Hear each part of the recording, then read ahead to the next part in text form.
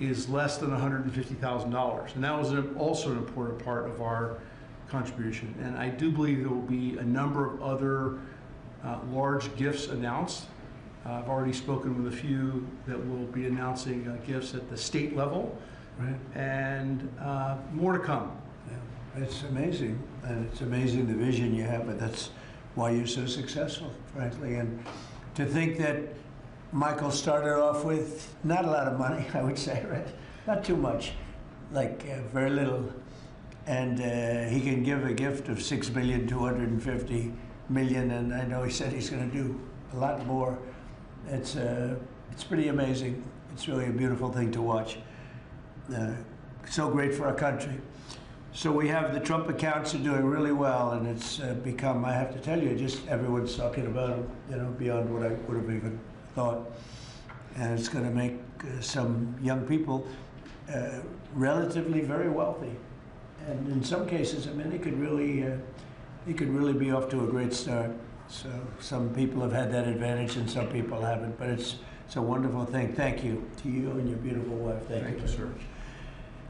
So it's a pleasure to welcome so many brilliant minds and distinguished business leaders back to the White House. I love these brilliant minds, including Michael Dell of Dell Technologies, who makes a great product.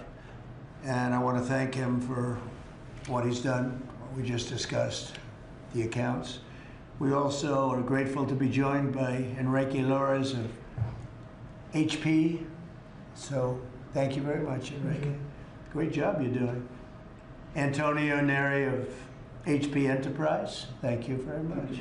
What's the difference between HP and HP Enterprise? We focus on the cloud security, networking, and large systems. The cloud's good. People have done very well with the cloud. That's great. Arvind Krishna of IBM, who's actually become, I would say, a legend. The job he's done. He's taken the stock from a rather low price to a very nice price. I won't say high because I'm sure you're going to say it's going to go up a lot more, right? So I can't say a high price. But he took IBM into a new stratosphere that nobody, I think, saw. If you go back to before, when he took over the company, nobody would have even imagined that you'd be able to do what you've done. So congratulations, become a good friend. Cristiano Amon of Qualcomm, and thank you very much. Congratulations on success. I know a lot about your company. You've done amazing. An executive director of the Technology CEO Council, Bruce Mailman. So, thank you very much. I think that these people know each other. We're going to be talking a little bit about technology today, and we'll take a few of your questions about technology. I'm sure you probably won't have too many of those questions. You'll be asking about some other things, right, Bruce? Our administration is committed to total dominance in technology. Right now, we're leading artificial intelligence by a lot. And I think, you know, you look at what's going up, and we're writing rules, regulations. We want to keep it at the federal government level, so it's simple for the companies, very important, frankly. And I think we're pretty well committed. I spoke to some of the senators today, and I think we're committed to do that. We want to make it as simple as possible, as easy, because you're competing with some very big sources, and we want to stay number one by a lot. We're leading the world in building new data centers and new semiconductor and chip manufacturing facilities and new capacity for AI. And we're unleashing all of the forms, literally all forms of energy and natural gas and oil to clean, beautiful coal and safe, reliable nuclear power. And I'm giving them approval to, when they build these massive plants that cost $50 billion. You know, it used to be that for $50 million, you could build a nice little shopping center. But for $500 million, you could build one of the biggest, most beautiful centers. And now they're talking about $50 billion. So explain that one. These buildings are, there's never been anything. There's never been anything like that. So you're all involved in that. It's pretty amazing. 1 year ago, our country was considered dead by many leaders throughout the world. And now we have what's called the hottest country anywhere in the world. We're the hottest country in the world right now. 10 months took us. I thought it was going to take longer, Michael. I didn't think we were going to have this success this soon. We have over $18 trillion being invested, so much of it by, like you're in for a lot. What's the number that you're looking at? 150. 150 billion.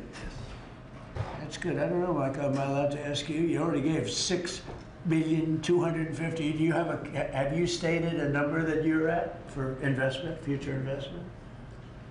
Well, if I think about all the, investment that we make with the American companies that are adding capacity, particularly around semiconductors, it's several $100 billion. I think that's right. It's pretty good. Yeah, it's pretty good. It makes the 6 billion sound very, very small. That's very good. Antonio, what about you guys? What about you and Enrique? How's that going? Well, Have you announced a number or anything? No, I'm actually happy to share with you. Over the next few years, we're going to invest an additional 3.5 billion building secure manufacturing. We build the largest supercomputer for the United States government that supports both the DoD and DOE.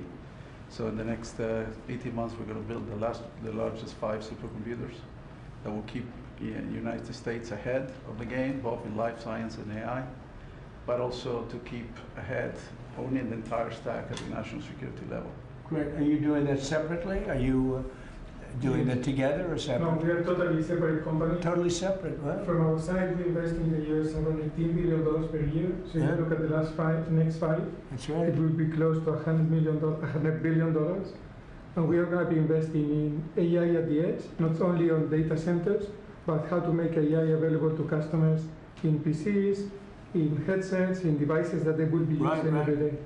Which is So it's the over next frontier. $100 billion. Yes, And you're doing well. HP is doing really well. yes. That's great. We're competing hard with Michael, but I think Are you direct competitors? yes. Huh? You That's are? it. That's why they're on different sides of the table, sir.